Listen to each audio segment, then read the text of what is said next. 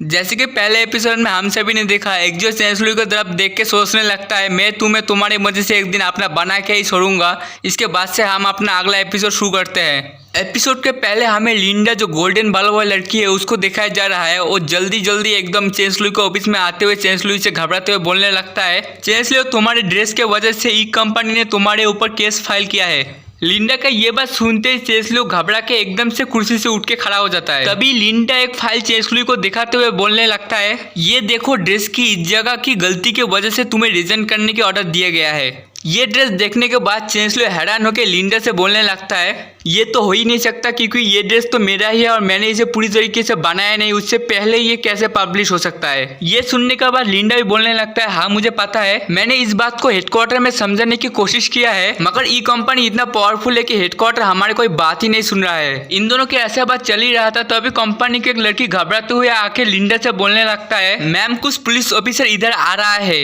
ये बात सुनने के बाद ये तो एकदम हैरान होकर सोचने लगता है, इतने जल्दी तो कोई पिज्जा वाला भी नहीं आता है। मैं आपको एक चीज बता दूं, जो लिंडा गोल्डन बाल लड़की है वो इस कंपनी का बॉस है। इसके बाद का सीन में पुलिस वाला सभी को हटाते हुए चेंसलुई को ऑफिस में आके चेंसलुई से बोलने लगता है, मिस चेंसलुई आपको अरेस्ट करने के लिए हमें ऑर्डर दिया गया है और आपका ऑफिस को भी एकदम से बंद किया जाएगा। ये देखो आपका अरेस्ट वारंट। ई कंपनी के ड्रेस कॉपी करने के वजह से आपको हमारे साथ पुलिस स्टेशन चलना ही पड़ेगा। ऐसा बोलकर पुलिस वाला चेंसलुई को पकड़ने के लिए चेंसलुई के पास आने लगता है। तभी लिंडा सामने आके पुलिस वाला से बोलने लगता है, रुको प्लीज हमें आधे घंटे का समय दीजिए, मुझे चेंसलुई से कुछ जरूरी बात करना है। ये सुनकर पुलिस वाला भी बोलने लगता है, ठीक है जो करना है जल्दी करो। इसके बाद लिंडा चेंसलुई के पास आ जाता है और चेंसलुई लिंडा से बोलने लगता है, लिंडा तुम मुझ पे यकीन करो, मैंने सच में ई कंपनी का ड्रेस कॉपी नहीं किया है। ये सुन के लिंडा भी चेंसलुई के कंधों पे हाथ रख के चेंसलुई से बोलने लगता है, मुझे पता है कैरी ने तुम्हें हटाने के लिए ये सब किया है और कैरी का कंपनी हमारी कंपनी से बहुत पावरफुल है, इसलिए तुम सिर्फ एक्जो का ही मदद ले सकते हो इस प्रॉब्लम से बचने के लिए। और कैरी कौन है ये हमें कुछ एपिसोड के बाद ही पता चलेगा। एक्जो का बात सुनते ही चेंसलुई बोलने लगता है, तुम क्या बोल रहे हो कि मैं एक्जो के पास जाकर मदद के लिए भीख मांगू। ये सुनकर लिंडा बोलने लगता है, ये अच्छा समय नहीं है कि तुम पागलों के जैसे हरकत करने के लिए, और तुम्हारे इस बेवकूफ वाले बातों की वजह से तुम्हारा करियर फ्यूचर पूरा खत्म हो जाएगा। ये सुनकर चेंसलुई थोड़ी देर शांत रहता है, फिर बोलने लगता है, ठीक है मैं अभी जाके एक्जो को ढूंढता हूँ। इसके बाद के सीन में हमें एक्जो का कंपनी दिखाया जा रहा है, जहाँ पर एक्जो का ऑफिस में चेंसलुई आके एक्जो से बोलने लगता है, एक्जो मुझ पे ड्रेस कॉपी करने के झूठे आरोप लगा के मुझ पे पुलिस केस किया गया है, इसके वजह से मेरे ऑफिस को भी एकदम से ताला लगा के सील किया गया है।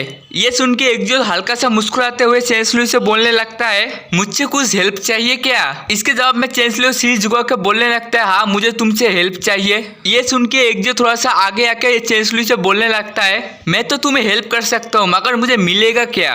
इसके जवाब में चेंसलुई बोलने लगता है, तुम मुझ पे हेल्प करने के बदले तुम्हें मुझसे क्या चाहिए। ये सुन के एक्जो थोड़ा सा मुस्कुराते हुए बोलने लगता है, तुम मेरे गाल पे एक जोरदार चुम्मा दोगे तभी जाके मैं तुम्हें हेल्प करूंगा। ये सुन के चेंसलुई पूरा शर्माते हुए बोलने लगता है, नहीं ये नहीं, इसके सिवा कोई और रास्ता नहीं है मेरे पास। इसके जवाब में एक्जो डेविल स्माइल देते हुए बोलने लगता है, हाँ है ना एक मेरे पास तुम्हारे लिए और एक रास्ता, ज्यादा कुछ करना नहीं पड़ेगा, सिर्फ तुम्हारे बच्चे को मुझे दे दो। इसके बाद चेंसलुई एक्जो के पास आकर बोलने लगता है, एक्जो प्लीज मेरे बच्चे के बारे में कुछ भी मत बोलो और एक्जो प्लीज ये शर्तें वगैरह छोड़ के मुझे मदद करो, देखो मैं तुम्हारे सामने हाथ जोड़ता हूँ। ये सुन के एक्जो भी थोड़ा सा एटीट्यूड के साथ बोलने लगता है, देखो मैं एक बात बार नहीं बोल सकता, मैं ये आखिरी बार बोल रहा हूँ, मेरे गाल पे एक जोरदार चुम्मा दे दो फिर जाके मैं तुम्हें हेल्प करूंगा। चेंसलुई के पास और कोई ऑप्शन नहीं होने की वजह से चेंसलुई आंख बंद करके एक्जो को चुम्मा देने के लिए आगे बढ़ते हुए सोचने लगता है, एक्जो इस बार तुम मेरे मजबूरी का फायदा उठा रहे हो मगर मैं अगली बार ऐसा कभी होने ही नहीं दूंगा। ऐसा सोच के चेंसलुई आगे बढ़ने ही लगता है, तभी एक्जो अपना मुंह घुमा के चेंसलुई के होठों पे किस कर लेता है। ऐसा ही 3 से 4 सेकंड ऐसा किस होने के बाद तभी चेंसलुई अपना मुंह घुमा लेता है और अपने होठों पे हाथ रख के बहुत शर्माने लगती है और एक्जो पीछे बैठ के एकदम से आराम से मुस्कुराने लगता है। तभी चेंसलुई एक्जो को जोर से एकदम से गाली देने लगता है कि एक्जो तुम सच में कुत्ते हो, कमीने हो, तुम एकदम हवस के सच में ही पुजारी हो। यहाँ से ये एपिसोड खत्म हुआ। हो सके तो प्लीज मेरे चैनल को लाइक और सब्सक्राइब कीजिए। मिलते हैं अगले एपिसोड में।